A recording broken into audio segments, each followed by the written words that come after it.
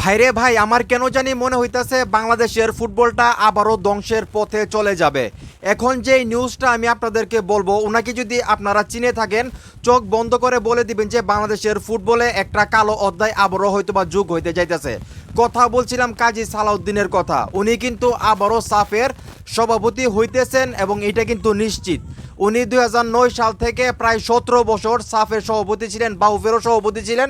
সব কিছু মিলাইয়া উনি বাংলাদেশের ফুটবলটাকে যে একটা স্থানে নিয়ে গেছিলেন, সেইটা বলতে গেলে ধ্বংসের দিকেই নিয়ে গেছিলেন। সব কথা হয়তো এই ভিডিওতে বলতে পারবো না।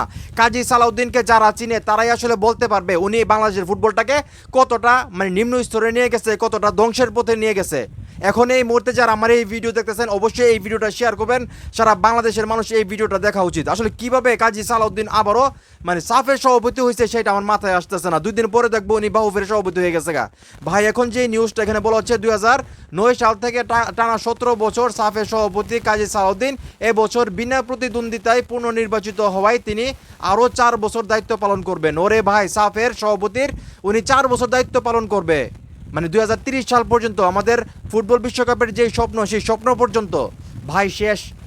ভাই কাজী সালাউদ্দিনকে যারা চিনে তারাই বলতে পারবে উনি উনি উনি ফুটবলের জন্য কি করছে না করছে। ভাই আমার ভাই বই লাগতেছে, আমি ভাই কি বলবো বুঝতেছি না।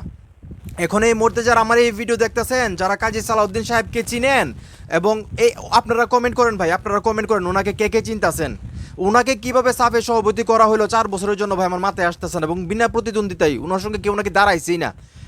কোনো ঘটনা তো অবশ্যই আছে, এটা কোনো কথা হইলো যে ওনার সঙ্গে কেউ প্রতিদ্বন্দ্বিতা করবে না? ভাই নিশ্চয়ই কোনো ঘটনা আছে। ভাই আমি কি বলবো, আমার মাথায় আসতেছে না। বাংলাদেশের ফুটবলটা যদিও উপর দিকে উঠতেছে, ভালো একটা অবস্থানে যাইতেছে, বাংলাদেশের ফুটবলটাকে নিয়ে বাংলাদেশের যে ফুটবল প্রেমিকরা আছে তারা স্বপ্ন দেখতেছে। সেইখান থেকে এখন যে নিউজটা পাইলাম কাজী সালাউদ্দিন উনি নাকি সাফের সভাপতি 4 বছরের জন্য। ভাই ওরে ভাই, এমনটা হইলে তো শেষ আমার কাছে যেটা মনে হয়। আমি আরেকটু নিউজ আপনাদেরকে পড়ে শোনাই। আবারও দক্ষিণ এশিয়ার ফুটবল ফেডারেশন সাফের সভাপতি হচ্ছেন কাজী সালাউদ্দিন। আজ ভুটানে হয়ে গেছে যে ইয়েটা হয়ে গেছে, ড্রটা হয়ে গেছে গ্রুপের, এই কথাটা এখানে বলতেছে। এবং এখানে যেটা বলতেছে 4 বছরের জন্য বাহুফের সভাপতি হইতেছেন উনি, এবং ওনার সঙ্গে কেউ প্রতিদ্বন্দ্বিতা করে নাই। ভাই আমি কি বলবো ভাই, আমার হাত পা ঠান্ডা হয়ে গেছে। বিশ্বাস করেন, বাংলাদেশের ফুটবল নিয়ে আমরা চিন্তা করি, আমরা বাংলাদেশের ফুটবলের ভালো চাই। এখন যে নিউজটা পাইলাম সেই নিউজটা শোনার পর আমি বুঝতেছি না কি বলবো। 2030 ফুটবল বিশ্বকাপের জন্য আমরা স্বপ্ন দেখতেছি, সেখানে উনি সাফের সভাপতি হইতেছেন 2030 পর্যন্ত। উনি কিভাবে ভাই, কিভাবে সম্ভব? কাজী সালাউদ্দিন সাহেবের যে ব্যর্থতা বাংলাদেশের ফুটবলে, উনি 17 বছর থেকে গেছেন ফুটবলের সঙ্গে, উনি কোনো উন্নতি করছেন না। ভালো একটা ম্যাচ খেলাতে পারে নাই, ভালো একটা প্রবাসী ফুটবলার বাংলাদেশে আনতে পারে নাই। উনার সময়কার হামজা চৌধুরী বাংলাদেশে আসতে পারে নাই। উনি যদি ক্ষমতায় থাকতো হামজা চৌধুরী কখনোই বাংলাদেশে আসতে পারতো না। হামজা চৌধুরী আরও আগেই বাংলাদেশের হয়ে খেলতো, কিন্তু কাজী সালাউদ্দিন সাহেব লাস্ট দিয়ে কিন্তু অনেক নাটক সিনেমা করছে, কোনো প্রবাসী ফুটবলারকে বাংলাদেশে আসতে দিচ্ছে না, অনেক কাহিনী করছে, সেইটা আপনারা সবাই জানেন। এখন উনাকে কিভাবে সাফে সভাপতি করা হইলো আমি বুঝতেছি না। ওনার সঙ্গে নাকি কেউ প্রতিদ্বন্দ্বিতাই করে নাই। ভাই আমার টেনশন লাগতেছে। আমি জানি না আপনারা ওনাকে চিনেন কিনা। আসলে আমি কি বলবো, উনি বাংলাদেশের ফুটবলের উন্নতি করবে না অবনতি করবে সেটা আমি বুঝতেছি না। ভাই আমার ভুল হলে মাফ করে দেন। আমি আসলে খুবই টেনশনে পড়ে গেছি ওনাকে দেখার পর। আপনারা বুঝতে পারতেন না যারা কাজী সালাউদ্দিন সাহেবকে চিনেন এবং ওনার সময়কার উনি কিভাবে আসলে এই দলটাকে চালাইছেন বা ফুটবলটাকে উন্নয়নের জন্য উনি চেষ্টা করছেন, এই জিনিসগুলো যদি যারা জানে তারাই আসলে ভয় পাবে যে বাংলাদেশের ফুটবলে আবার কি জানে হয় আল্লাহই জানে।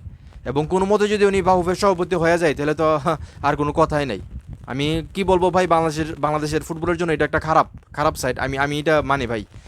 সব মনের কথাগুলো বলতে পারবো না, বললে হয়তো বা আমার উপর সমস্যা আসতে পারে। তো তারপর আমি যাই না কি বলে ফেলছি আবেগে।